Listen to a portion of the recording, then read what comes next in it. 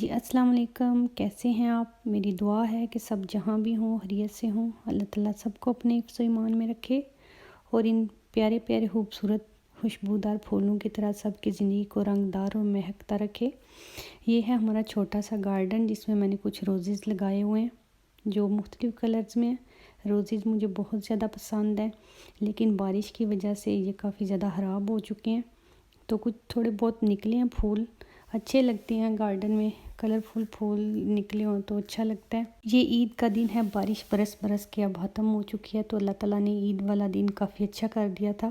یہ ہمارے گارڈن میں لگے ہوئے ایپل ٹریز ہیں۔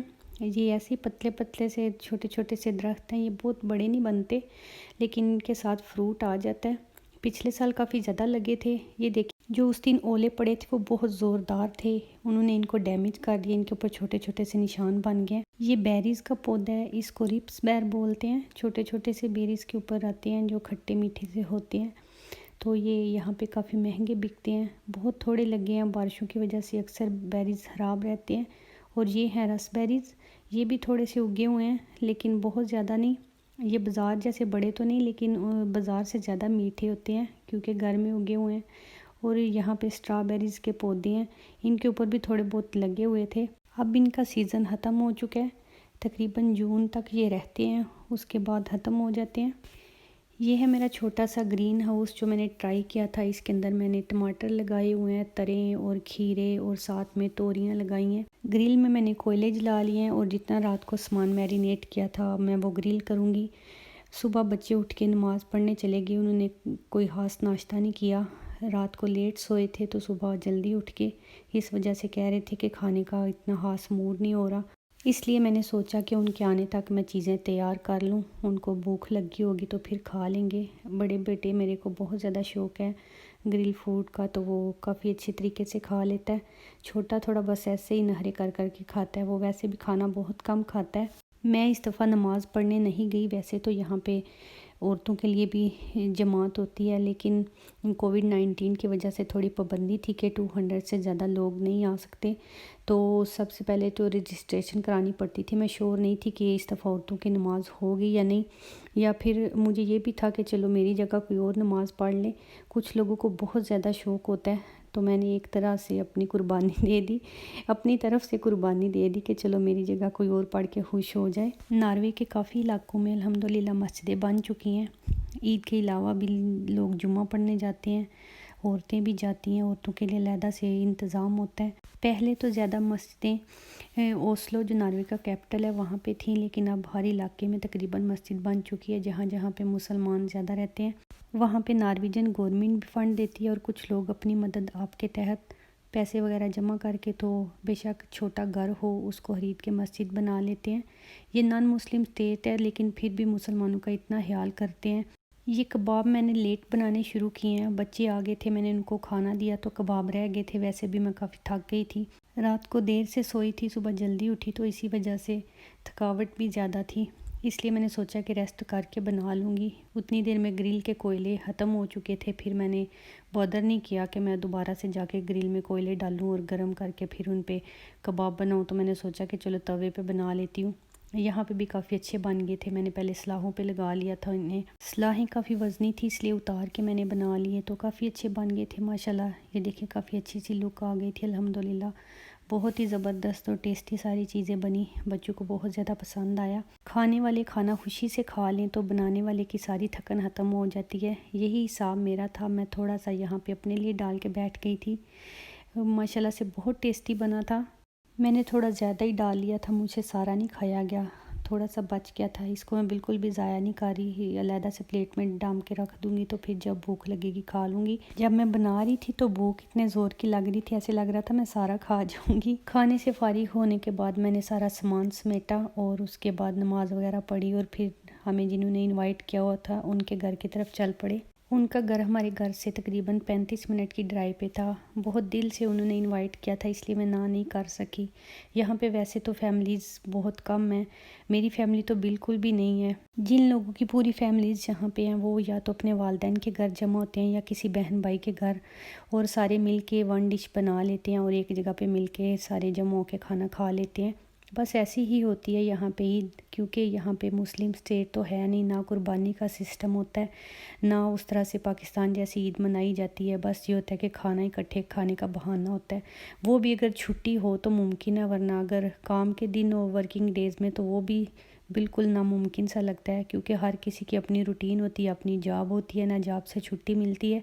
چھٹی لے سکتا ہے بندہ، لیکن اس میں بھی کافی ڈیفیکلٹیز ہوتی ہیں کہ کچھ ایسی نوعیت کی جابز ہوتی ہیں جن میں چھٹی لینا بھی ناممکن ہوتا ہے، تو پھر کہہ لیں کہ اس سے نیکسٹ ویک میں جو ویکینڈ آتا ہے وہیں پہ لوگ جمع ہوتے ہیں اور ویکینڈ پہ ہی عید سیلیبریٹ کرتے ہیں۔ عام دنوں میں کافی مشکل سا ہو جاتا ہے، ہر کسی کی اپنی روٹین ہوتی ہے، بچے اسکول جاتے ہیں، والدین جابز پہ جاتے ہیں، تو اسکول سے بھی چھٹی لینی پڑتی ہے۔ جو بچے اسکول یا نرسری وغیرہ میں جاتے ہیں، کنڈر گارڈن وغیرہ، وہاں سے بھی چھٹی لینی پڑتی ہے، اور پھر یہی ہوتا ہے کہ بچوں کو چلو باہر لے جائیں، تھوڑا بہت گھوم پھر آئیں، ورنہ تو ہر کسی کی اپنی بتائے نا روٹین لائف ہوتی ہے، بہت مشکل ہو جاتا ہے۔